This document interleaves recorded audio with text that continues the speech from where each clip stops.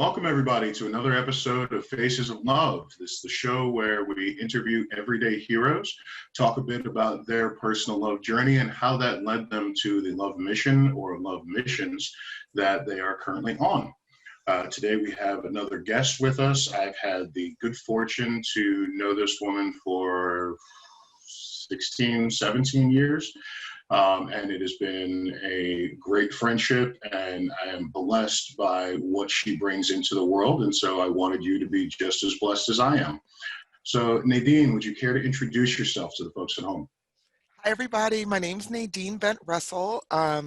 Yes, I had the great fortune to work with Kevin in the past, and we had great arguments, discussions, and just great exchanges over the years. And I just value you as a brother, Kevin. I value you as a man and what you contribute to society and how you redefine what manhood looks like, and just the father that you are and the professional that you are, and just the vulnerability with which you live your life. I just appreciate so many things about you. So when you asked me to do it, I was very happy to be here. So Nadine, let me start by asking, in terms of the things that you contribute to the world right now, the things that are your personal journeys, your personal contributions to the world, what would you say at this point is your love mission?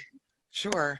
My number one world mission is for all of us to rejoin the family of humanity.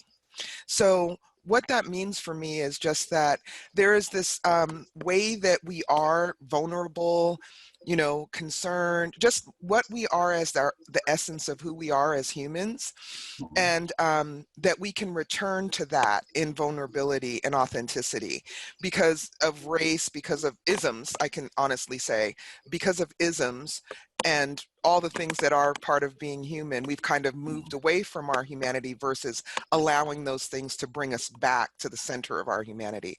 So my love mission is to do whatever I can and contribute wherever I can that is happening. Excellent. Excellent. I am fully on board with that.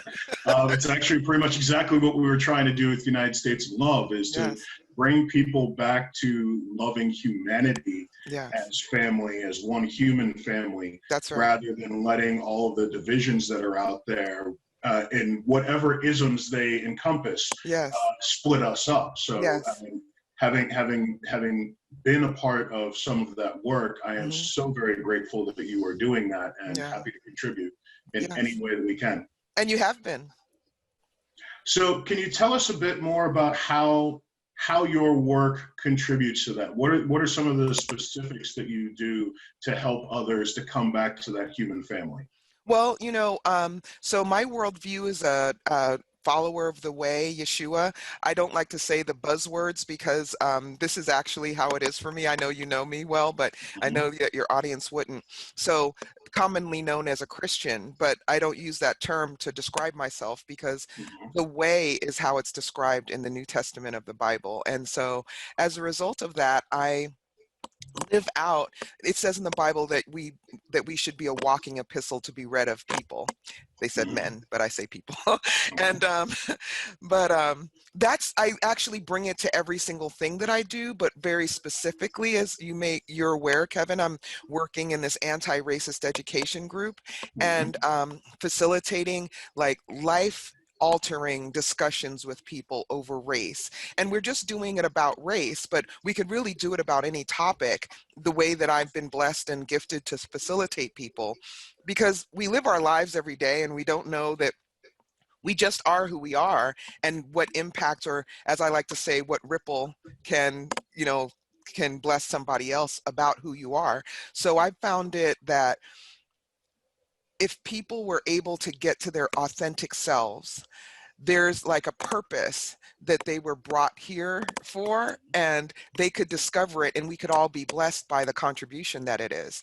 But we've gotten so far away from that we're doing it through anti-racist education right now, but we could really do it about any area of human activity. So agreed. For those who don't know, one of the ways that Nadine's group approaches the anti-racist education group, which I am a part of, is in reviewing books, reviewing literature out there from experts in that field, as well as Nadine's own experience, and then having a dialogue, just like we're doing now. Yes. Because what we've seen over and over again, and what a lot of our Faces of Love champions have shared with us, is that it's in that communication, it's in that dialogue, it's in that fellowship that you get people to be open to different ways of thinking about the world, that you get people to be open and opening their hearts to people that the world would tell them is not like them, but to seeing the world as, this is nothing but my brothers and sisters. That's right. And I want to see what the genuine experience of my brothers and sisters are and how I can make their lives better. That's right. That's right. And in that, I say, bravo. Thank you. Because that's a conversation that is so sorely needed. It is. One thing that came to mind, and Nadine, I hope you don't mind my sharing this.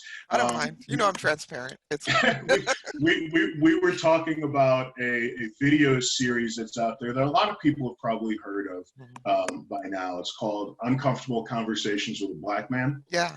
And it's by a former NFL player and now sports commentator, Emmanuel Acho, who meets with a number of different people. I believe he met with Matthew McConaughey. Yeah. There was a family that I believe does some home improvement or home renovation shows. He met with the commissioner of the NFL. And it's, while that video series is good, and it's good for people to be able to see conversations like that, or even conversations like this, it's even more important for people to have their own conversations. Yes, absolutely. I 100% agree. I mean, it's funny because we do very well as human beings at existing together, but not actually thriving together and really truly engaging together. I know that as a parent, Kevin, like that's one of the areas that we learn how to engage other human beings. And if at a very young age you're taught that certain topics are taboo or whatever, like, you know how people don't like to talk about politics and religion, I say we should be allowed to have, we should actually socialize people to become accustomed to hard conversations, because hard conversations are what actually moves the world forward. And our avoiding hard conversations and our lack of tools to accomplish having hard conversations, I feel, is really undermining our humanity. Two of the things that I think at the moment, or at least for probably the last 5 or 6 years, that have gotten in the way of that is we kind of have this meme, clickbait, hot take community or society where we're basically driven by headlines. That's right. And the media outlets have come to realize that they can drive us whichever way they want to, for the most part, by using headlines, by using this picture, by omitting this piece of information. And so we're already kind of seeing that, taking that in and at each other's throats before the conversation even gets to start. And so the conversation kind of starts at an argument. And, you know, without having somebody who's a skilled facilitator, a good conversationalist, you know, an educator, to be able to kind of turn the energy of that, it just goes from argument to fight to not talking at all. You know, people press me. It's really not, it's not my interest, but people press me. They're like, Nadine, you should be getting paid to do these things. And I'm just like, for me, like, I'm one of those people who look forward to a society when we all just bring our gifts to the table and we get to benefit from them instead of commoditizing every single thing that can be commoditized. I feel like the commoditization of our society and the way that we engage with each other. Right now, we have a president that's transactional. That's like the epitome of commoditizing something, because for him, apparently, there's nothing that can't be commoditized. And that's an extreme example of like the embodiment of an idea, right? That's how I see him. And it's a horrible idea. without a doubt. But I'm saying that it's a horrible idea in terms of the governance of a country. He can live in, his palace somewhere and have people that want to serve him and all that kind of stuff. That's the appropriate place for that kind of behavior. The White House is not. So what I'm saying about this is, like, I want people to find a place of non-judgment about other people, but at the same time, like you say, we're one family as humanity, but we can't step over the places we have to have hard discussions. In the same way, we're not judgmental of the other person, but we want to engage so we begin to understand their worldview, how they came to that, and maybe discover another choice if it's something that's destructive. Destruction's not always bad. Sometimes destruction is very important to a really great goal. But, I think that we can live in a more centered way, so to speak. And I want to kind of take it back to Sure. the other aspect of your love mission that you talked about at the top. You talk Okay. about being a follower of the way in Yeshua. Oh, wow. Yes. In terms of being the embodiment of the way, being an epistle of Yeshua's mission, and seeing the world as nothing more than God's children. Yes. In formation. Yes. Shout out to Bay.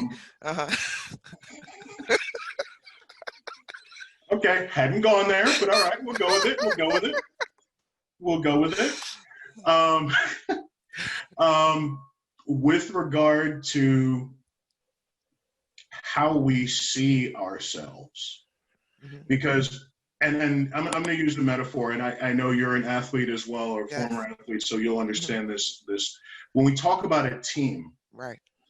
We think so much about teams. We're in the middle of basketball playoffs, football season, baseball, and we talk about these teams and talking about everyone getting on one page, everyone getting on one accord, everyone believing that their contribution matters not as much as what the team does. Yes. And so we put our focus into that one goal. We put our focus into that one thing that we're looking to accomplish. And if we need to prop this other person up because their gifts are what the world needs right now, or we need to take something back from this person because their gifts are not the most helpful at the moment. It kind of goes back into that commoditization you were talking about. It does. Where if all we do is look at people's gifts in terms of what kind of money can they generate, then now we're raising up gifts, we're raising up abilities that are not always useful. And in many ways, if we go too far afield with that, we can start raising up gifts that are downright destructive. Yes, you're absolutely right. And not that positive destruction you were talking about. Okay, so in the anti-racist education discussion group, when we meet on Wednesday nights at 9 o'clock, what we do with every new group, the first group, I asked every group, and I asked the group this past Wednesday at the beginning, or if they're new into the group, to identify how they see themselves racially and how the world sees them racially. And one of the things I feel like as human beings that we haven't become very astute at doing is holding the tension of our individuality as well as our membership in a group. So as a result, we've kind of swung one way or the other. Some of us are GDIs, serious individuals, and then there's some of us who are just so group oriented that there's no individuality about them. There still is, but they don't acknowledge it and operate from there. So as a result, I think that oftentimes we have our ego that runs who we are versus, and because I'm a spiritual person, I can't answer this for atheists, because every single atheist that I've met personally walked away an agnostic. Like, they're like, well, I don't have to necessarily be down with Jesus, or, but there's something, okay, that's cool, So I can't answer this for agnostics, but I think that spirit is real. Okay. And so it's that thing, I don't have to use it in a Christian context. Spirit is real in that thing that you feel, that what people call chemistry, spark, whatever, between you and another person, or even a repulsion, is spirit. So, but because Christianity has been taught in such a conservative way, and I mean conservative in this vein, that conservatism, in my definition, as I've seen it practiced, not what people say it is, but you know, the definition of conservatism is to keep things the same or similar, right? To maintain a course, to give it a positive view, like to maintain a course. Yep. And the thing is, I've seen it practiced. The way that I've seen it practiced is that people have a personal revelation, which human beings have every single day. We have personal revelations, personal convictions. The problem came in when people took their personal convictions and imposed them on other people versus discovering what that personal conviction is for themselves and really living that out. Okay, so in talking about how our gifts are being commoditized, and also in talking about how we are epistles of the way and one community, how exactly do you feel that, how do you feel that we find a way out of that? How did we get to this point, and how do we kind of find a way out of it? Well, it's interesting because I've observed, and you know, I grew up in like a Baptist church, a Black Baptist church, and I also grew up in white evangelical churches. They call themselves multicultural, but they're not really. But I can say that I've observed, you know, there's an idea of conservatism, right? So I've observed that a lot of Christians, so-called Christians, are conservative. And I just want to say something about Christianity really quick, is that the term Christian is the term that the Romans gave our practice. That we call ourselves that is like, you know, the struggle that African Americans go through in terms of our understanding of who we are. And I think that once we kind of decouple ourselves from those who named us, I think we discover the true path of who we are. But for, you know, for where we are right now, many of us who grew up Christian grew up with conservatism, like traditions and all these other things that we never divorced from the gospel. So we think that there are things that are traditions that are actually obligatory. Like at least Muslims have a thing that what's obligatory and what's not. But you know, the way that we've been taught, it's like everything is obligatory. So what I want to say about that is conservatism is not all bad. I don't think that there's anything that's all bad. So conservatism, you know, in a positive light, is maintaining a course, right? Where you're literally just following a course, and that it's been a good course. So why, you know, fix something that's not broken in a person's view. The other part of, and the other part of conservatism is that, at least in terms of how I've seen it practiced, is human beings have personal revelations and personal convictions every day, multiple times a day. And if I have a personal conviction about something, that personal conviction may not be yours. But conservatism then says, and I think it's from a place of ego, honestly, but you know, a lack of humility, then says when they have their personal convictions, they impose them on other people instead of just like rocking with their personal convictions themselves and saying, hey, you know, let me discover and really let this thing unfold in front of me so it can benefit me and those connected to me. Not necessarily, and there was a leader, I was in a church once, that where I have multiple examples of this, but this one is the one that comes to mind, where this person was given a revelation like that she should cover her legs all the time, and at least for a season of time, whatever. And then really, she didn't tell other people to do it, but the way that people practice Christianity, that instead of being a walking epistle to be an inspiration, like books that inspire us, memes that inspire us, whatever inspires us, we think that we're supposed to copycat, do exactly what they do, instead of allowing us to, as human beings, to be an inspiration to one another. So when it comes to gifting, I think that we as human beings build monuments a lot. And so if we experience something painful, we'll build a monument to it, either emotionally, physically, all the different ways that we can build a monument. when it comes to gifting, we'll see that, oh, that person accomplished this amazing goal, so I'm going to do all of that. Instead of like, wow, inspired by the fact that this person accomplished this incredible goal, and saying, what's inside of me that needs to come forth? You get what I'm saying? So Yes. Yes. one of my favorite, I listen to a lot of Christian rap or hip hop, because there is a difference between hip hop and rap. There absolutely is a difference. But You better Christian hip, recognize. yes, Lecrae. I don't, let me not start naming names, but one of my favorite songs is "I'm Not a Robot," and because the fact is that like a lot of us, and I think it's, I believe you can have a society that inspires people to be excellent, or you can have a society that inspires people to be mediocre. And because of our lack of value on education and our lack of value on the development of humanity as a full human being versus as a commodity to plug into my business in order to have a profit, then because of that, I think that we've lost so many great contributions that human beings could have made.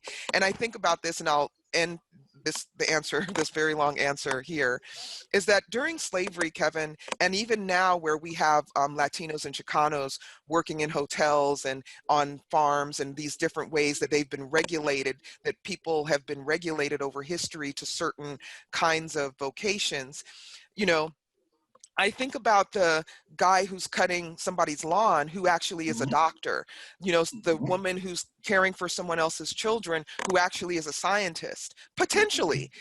But Essentially. because we build these monuments and we create these little constructs for ourselves to be comfortable and easily read, like to read a person, I Yep. I find it lazy, honestly, because it does take work. It takes inner work in order to see other people clearly. So I don't think Well, that anything should have a monument, honestly, except for maybe ideas. there was one piece that you brought up in this treasure trove of information you just gave us, that I thought was particularly interesting. Okay. And you talked about how the term Christian Hmm. was handed down by the Romans, Hmm.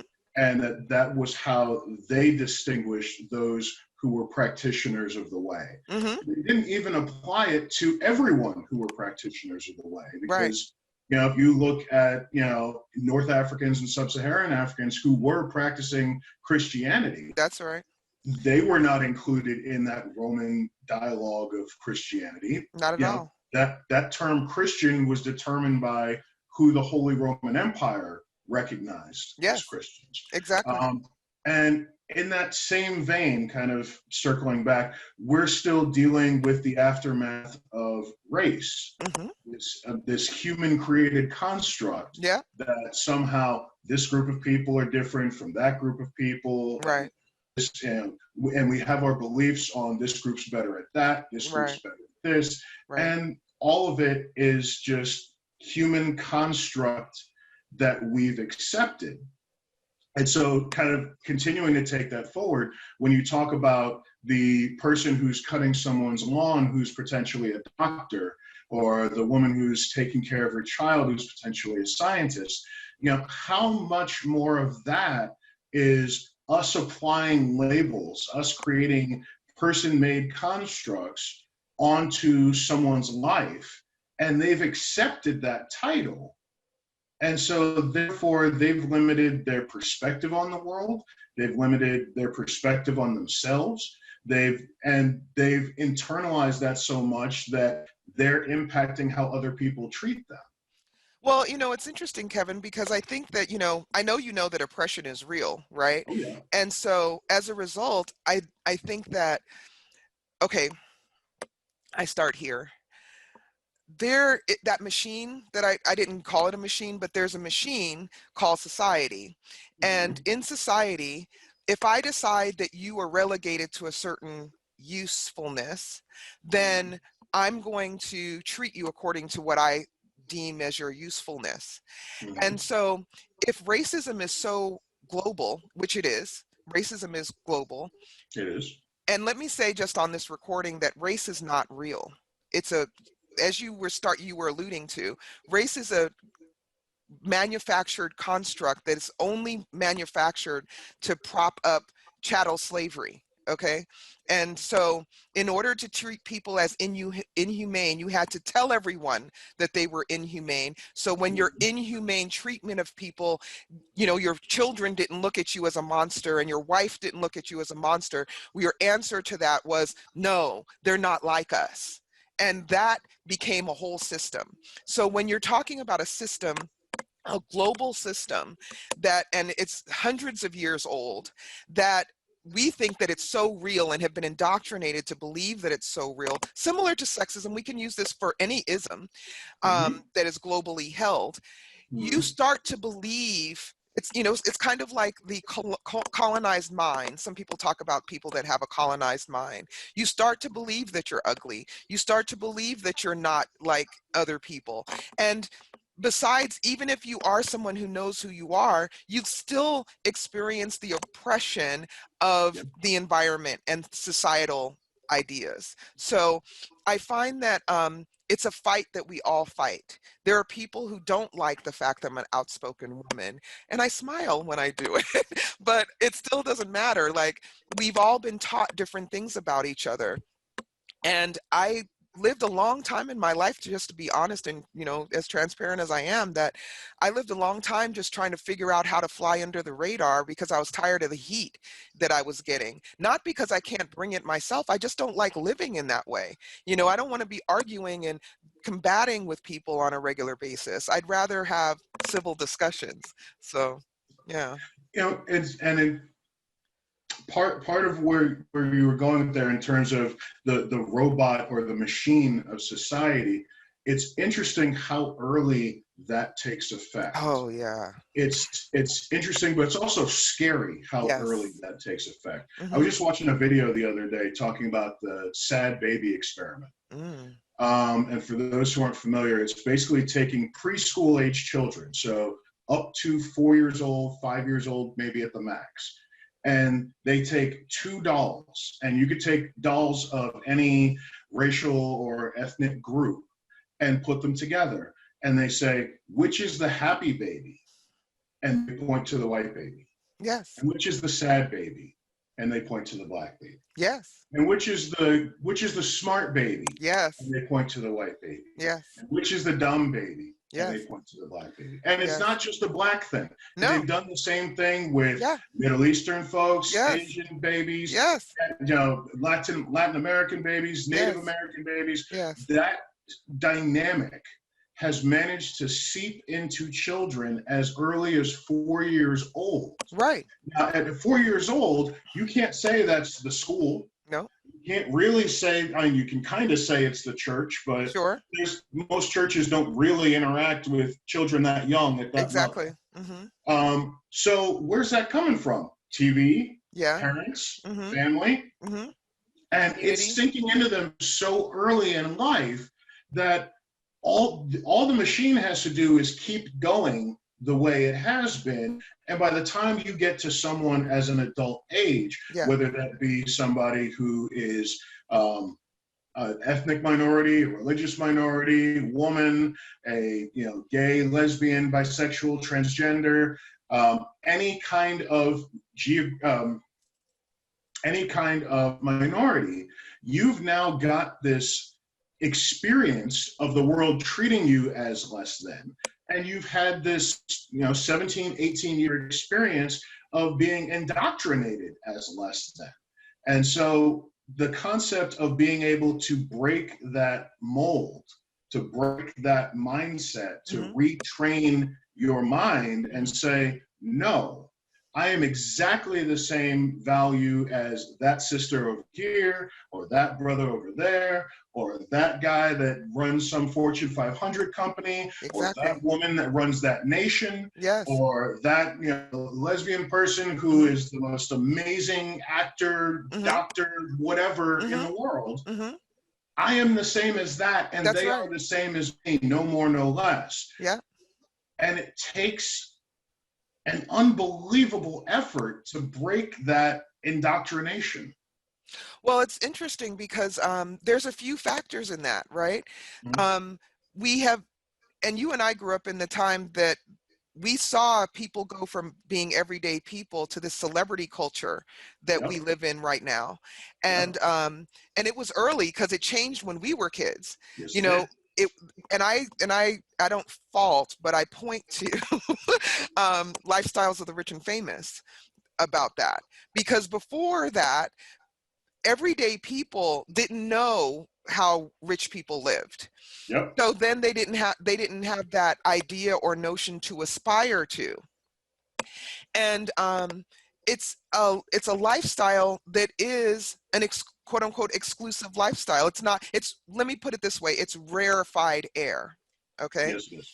And their challenge, people who live in that rarefied air, is to try to maintain their humanity. Like, this is where I get to it. It's like every single thing that we do challenges and can challenge our holding on to our humanity, right? Mm-hmm. So when you're engaging people who are I call it chasing the bag, grinding, Mm-hmm. what happens is that people buy the story of that. Quarantine, I've always had a certain kind of a mindset, but quarantine has really just made it a whole nother level in terms of my awareness versus my, colleagues in humanity, is that I literally am not like, I'm kind of watching and going, okay, what are we really doing every day? What are we really working towards every day? So we wake up every morning and we have this routine that we're doing. Now, people who are parenting, let me just say, you have a nice distraction called parenting. It's the hardest, wonderful job we'll ever do. It's not always nice, but it is definitely a distraction. Yeah, and I'm saying a distraction from, it's like having a job, Oh, because yeah. it is a job. Oh, So yes. when you have a job, you don't necessarily, some people just get so into powering through that they don't really consider the impacts of the Yeah. things that they're trying to power through. Now, I've completely lost track of what your question was, but just to be honest, but so can you tell me the gist of what your question was? Because I just took it in. That's Yeah. fine. That's fine. What we're looking to do with this series, with this Oh, episode, yes. is really just to make sure that we're talking through how your journey, Hmm. whether that be your personal lived experience, whether that Yes. be your ideology, whether Hmm. that be kind of a evolution of your understanding of the world and your understanding of yourself, Hmm. led you to the love mission that you currently do. And I think that's exactly what you've been talking about, That's is great. how your experiences built you to the point where you are now operating in this love mission, and how those experiences built you to what ultimately you want to see your love mission do, how Yeah, you want to see your love mission contribute to the world. So I wouldn't say we're off course at all. I think you've great. done an excellent job of Thank you. kind of talking through how your experiences built you to this. Let me ask you this one question though. Sure. With regard to your personal love journey, Hmm. how you grew up, Hmm. either in your young ages, school ages, college, or even early adulthood, can you tell us how those experiences built you to this Hmm. mission that you're on now? Yeah, I have this really cool story. Sure. I grew up in Union City, California, and Union City in the 80s. When I got there, it was 1976. I was Okay. 9 years old, so I just gave away my age. Um, and it's fine. I don't hide it. Um, but when I grew up in Union City was like a little bedroom community of Silicon Valley. Okay. So Silicon Valley was just burgeoning in at that point. It wasn't even Silicon Valley. It was like probably a few companies, but all of these people, in Union City, we had Chicanos, because in Union City, it was just straight Chicanos. Okay. Um, we had Chicanos, we had Vietnamese people, I mean, literally, we had a spectrum of humanity I have never seen outside of maybe New York City. Okay. Okay. And that was much later. And so, I mean, we had Lebanese people, and I understood what the the challenge was there that brought them here, that whole thing. And then besides the diversity of the Bay Area. I remember being on fourth grade, I was on the playground at Dakota School, Dakota Elementary, and I was like looking at everybody. And I would, for that recess, I was so obsessed with what it would be like, science fiction-y, okay? But what it would be like to have their eyes in my head, and would I see the world differently? Okay. Ooh, I like that. Yeah, that was literally, that's what got me on this.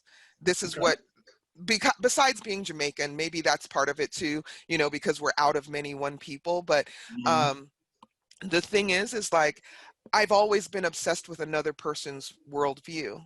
And that's how it first came to me. And that's how I continued on. I always, when I'm engaging with someone, I'm looking for their come from, so to speak. Like, where are they coming from? And like, for example, when people talk about, vilifying and hating people who don't understand racism, well, the reality is they don't understand racism, one, because they don't have to survive, and we do. Number two, because it's not their life experience whatsoever. And three, we got tired of even trying to convince them, whatever it all looks like, the whole spectrum of what it looks like for us to engage people who don't experience what we experience and try to engage them about it.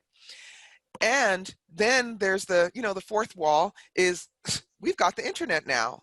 If you see what goes on television from the 60s, because it's all about television. Before television, you could have that excuse. But now that we have television, before we had the internet, we had the television. So for that time, especially when the Voting Rights Act got passed in the 60s, it was because they saw the hoses turned on people, right? Yep. Now, those people decided, and Kevin, I really want to get to this, not between you and I in this conversation, but I want society to ask, where are those people? I said this to the group last week. I really want to hear the testimonies of people who met Martin Luther King in that park in Chicago, talking about, I want no black people, and go home, all that stuff. Where are they today? They're not all dead.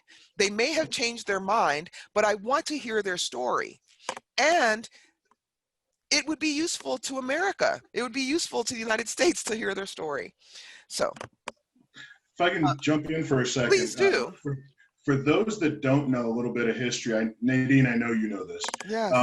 The woman that was the accuser of Emmett Till, and for those who may not know who Emmett Till was a 14-year-old boy from Chicago who had gone down into the Deep South to visit family and happened to say some words to a white woman. I believe he was trying to be flirty. Yes. Well, she reported to people that he was trying to harass her, that he was, that he was threatening, that he was attempting to rape her. And so this child, later that day, was grabbed out of his house by white men in that community, yanked out to a park, beaten bloody, hung, kicked, burnt, and died that night. Well, the woman who made the accusation, some almost 60 years later, recanted her story and flat out said that she lied about the accusation that got Emmett Till killed. So when you talk about where are these people that were the not in my yard, the people that bombed the Birmingham church, the people that stood up to the marchers at Selma, all of the people that were throwing coffee on the sit-in folks in Greensboro, North Carolina, all of those people, as you mentioned, they still exist. That's right. And yes, hopefully, prayerfully, in all the time that's passed, they may have changed their position, but they may not. Exactly. And given what we're seeing a ramp up now, it kind of seems like, no, those same people that were on the other side then may still be on the other side now. Exactly. And so now, instead of just dealing with those folks, we're now dealing with their children and their grandchildren. That's right. And so what you're saying about how those 4 and 5-year-olds, it came from somewhere. Yeah, it's not necessarily big society. It's the society called their family and their day in and day out interactions. One of my problems, I was in my 20s when I got a real passion about this. we think that children are invisible. Like, Yep. and as somebody who birthed a child myself, like literally when I knew that I was pregnant, I started talking to my baby. I didn't know, I didn't want to find out if I was having a girl or a boy. I just started talking to my baby. Mhm. And now I think that those impressions are in us because, again, spirit is real. And I do think that spirit actually forms what you see in the world. So the fact that we talk around children like they're not there is the number one thing that we do wrong. It's the Yep. number one thing, because one of the things, as soon as 37-hour back labor, as soon as I delivered my daughter, the very first thing that it inspired, it was a catalyst to me, like being no holds barred, that I was not going to let the stuff that was going on in me that was not helpful, Mhm. like impact her life in a negative way. I wanted her to learn from it. The way that I parented, and the way I parent is I'm an open book.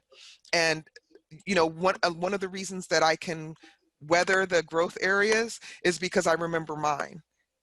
So, you know, we're not like that as human beings in general. So I talk about parenting, that's like a very seminal place that human beings learn to engage, but it also ripples out to the rest of society in racism, in all these isms, but also just in the basic way that we engage.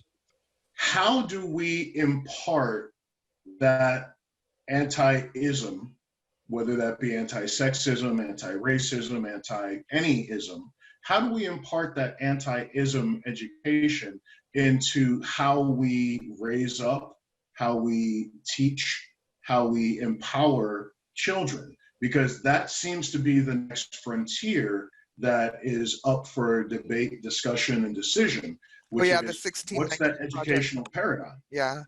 So the purpose of education as it's been formed is to create workers.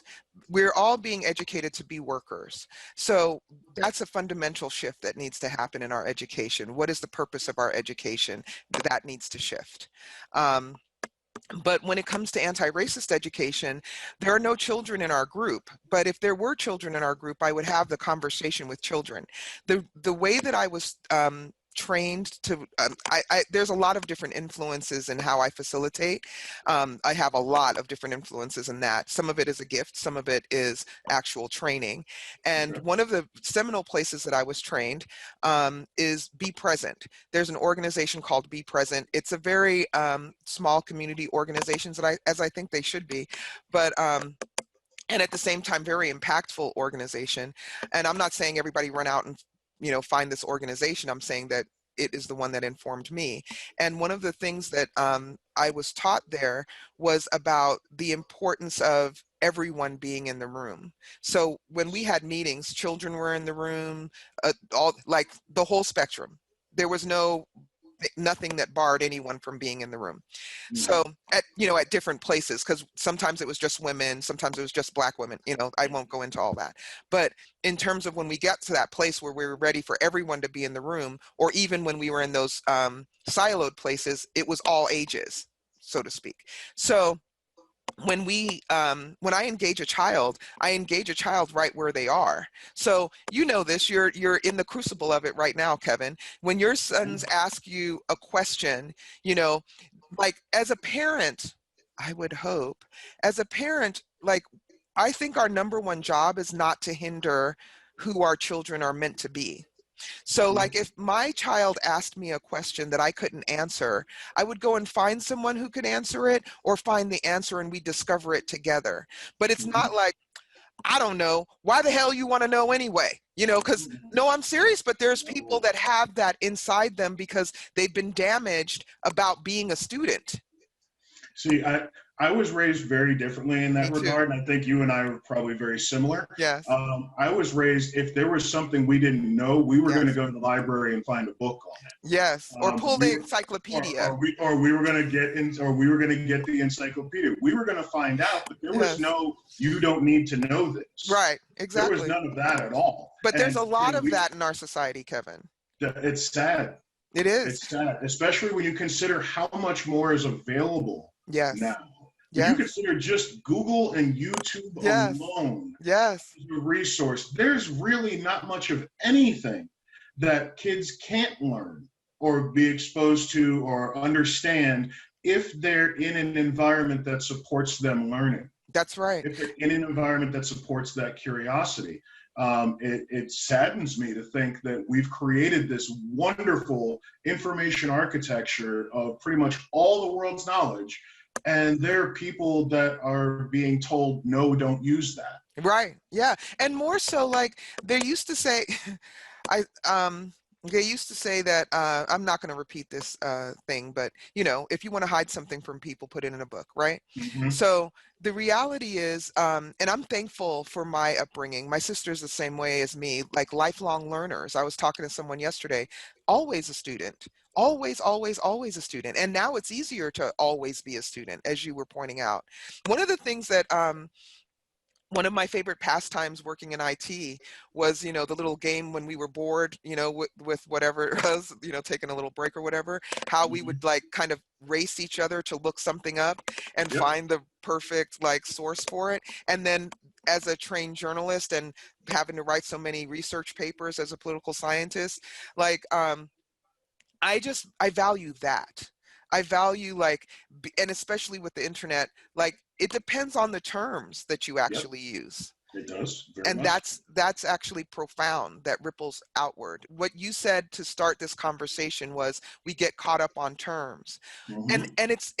it's funny to me in this moment that we find so many ways to disempower ourselves. Like we use terms that trigger us, but Yes. we don't empower ourselves with the terms that we use. So let me say something. And I know it's a very common thing. So those of us who work in industry, we use the term minority because it's what the government uses to describe people of color, people who are not Yep. white. Actually, Ijeoma Olowu, in her book, So You Want to Talk About Race, she calls white people non-racialized people. And I want to get that into my lexicon because that's the truth. That is the very crux of the truth of the race dynamic, is that there are those of us who are racialized and there are those of us who are non-racialized. And unfortunately, white people are white people and they are racialized because the construct of racism racializes everyone in it. It's just that they've been told that they're not racialized. Whole other conversation. But the term minority is a falsehood, and it's true in the United States, but as we're becoming more of a global society, it's not true. It's never been true, but we navel gazed and looked at the United States versus the whole globe. And so we're wrestling with terms about that. I just wanted to throw out the idea of another possible term or to seek one, because I haven't settled on one. I just don't use minority just because it's so that other thing. But I haven't settled on one because race isn't real. So to be trying to find a term for something that's not real is like trying to catch vapor, right? So it's not a real conversation to have. It's just one to consider in our, you know, in our awareness about this falsehood that we all live with. Enough, fair enough. So let me ask you this question. I ask everybody that takes part in this series, and Sure. I want to get your take on this. Hmm. When when the time comes, if the time comes that Hmm. you decide I've done my life's work. Hmm. I've done the work that I came here to do. Hmm. And hopefully that's, retired on a beach somewhere, drinking Mai Tais or whatever you want to drink. Yes. Um, or, Margaritas. or if it's, work to the grave, Oh boy. then you looking from the other side and Hmm. going, I did my work. Right. What is the impression that you want to have left on the world? What is it that you want people to have felt like, because Nadine was here and did the work that she did, the world is what? More loving. More loving. Because this is a thing. I think that people consider loving, they collapse loving with kindness. And loving is not just kindness. Loving is also correction. I'm thankful that I was raised to understand the fullness of what love is, and not just, the be a good Christian version, right? And Yep. so when people are more loving, people are willing to be accountable. One of the things that we touched on is the history, the ugly, horrific history that we have as human beings. And if we consider ourselves, start with self is something that Be Present taught me. So if I consider myself, there's things in my life that I'm not proud that I did. But as I heal, I'm able to share it without the extreme emotions that come with an unhealed heart, right? So, in the same way, we have horrific things that have happened in our human history, but we have to heal in order to be able to discuss them so we can learn from them so we don't repeat them. But if we're not willing to be accountable as human beings, then we fall short. Agreed. So, when it comes to love, it's going to look a lot of different ways. Like if I'm on the other side chilling with, um, all those ancestors that went ahead of us, Mm-hmm. um, I think about them all the time. Um, I just feel like it would be a society that would not, I mean, I couldn't necessarily, I don't think of myself as someone who's working to accomplish a goal in my lifetime. I Okay. consider myself part of a continuum and someone who's passing a baton. So, Excellent. but if I want to say like, miraculously I accomplished it in my lifetime, or it could be accomplished in my lifetime, that um, we don't necessarily have this like this utopian society that we've seen all over. I think that there Mhm. will still be conflict, but the conflict will be settled with a community conversation. I feel like people will be operating with each other in good faith. Not that we won't make mistakes, not that we won't miss the mark, but there's compassion there, there's understanding and a conversation that keeps us together as a human family.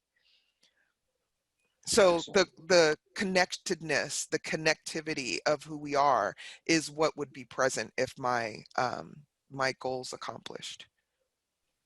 That's fantastic. Thank you, That's Kevin. fantastic. That to say that your aim is for the human family to see themselves as the human family and to love as the human family, not the love and light or the good Yes, Christian or the that's anything right. else, but actually treating ourselves as family with Yeah, all of the tough love that may be required. But to recognize that they are not our enemy. that's right. They're I not had us. Can I say, Kevin, I had this experience in the group on a Wednesday night. There Mhm. was a conflict that happened in the group, and it got shut down very quickly, and people got to witness a very stern rebuke, but there was still love. There was love after that. There was love immediately after that, but the rebuke had to happen. And the more that, and we don't, and the downside of having all, not hanging out our dirty laundry, so to speak, is that Mhm. people don't get to learn how laundry becomes clean. True. And not that it Very needs to true. be like, I with the group I don't record them because that is not, like, this is appropriate to record this, right? But not Mhm. appropriate to record a person's personal process as they're being No, absolutely not. facilitated through it, right? But if you participate in those experiences, like maybe church isn't going, giving money to somebody, praising the Lord, and reading the word. No, maybe church looks like this. Maybe church looks like we're reading the word, maybe we sing a few songs, and we share what's on our heart, and the community gets to help us see a possibility or other possibilities other than the ones that have been laid on our heart. Maybe that's what church looks like. It's not this whole production. It's not this whole, business model. Maybe it's actually something that impacts people every week or every day because you're living in the community that you're churching with. Sounds an awful lot like how Yeshua did. Ooh, wow. Yes, that's my goal. That's what he did. Well, And let me say this. sure. I asked a really hard question to a Bible study that I was leading. Hmm. I asked them the question, why did Jesus come as a man? Dude, you should have seen the faces. Mm. I prefaced everything. I said, God is a spirit, God's neither male nor female, blah, blah, blah, blah, blah. If Jesus is God come to earth, why did Jesus come as a man? They were confounded, gave me a whole bunch of Christianese, a whole bunch of things. But context is very important for our work. And I say that to raise that. Because at the time that Jesus was coming, women were not educated. At the time that Jesus was coming to the earth, that, there was all these conditions that a woman would not have been the right choice to come. And he had to come as a man because a man was the way that he needed to manifest himself, not just because God is a man, because God's not a man. Well, so I will say this. If Jesus at that time had to come as a man, because that was appropriate for that time, I am so very glad that God decided to embody him, her, itself as you in this. Praise God. Thank you. I appreciate that, because I do want to be that walking epistle. Not perfection by any means. I'll be the first one to say that. And I've shared with you my failings as a human being. But I appreciate that. When people tell me I have class, I'm a classy person, it's like, I'm not trying to be good necessarily. I'm just trying to live out my personal convictions, which I think we all should do. I think we'd all benefit from that. So thank you so much, Kevin. I appreciate that. Oh, you're very welcome. You're very welcome.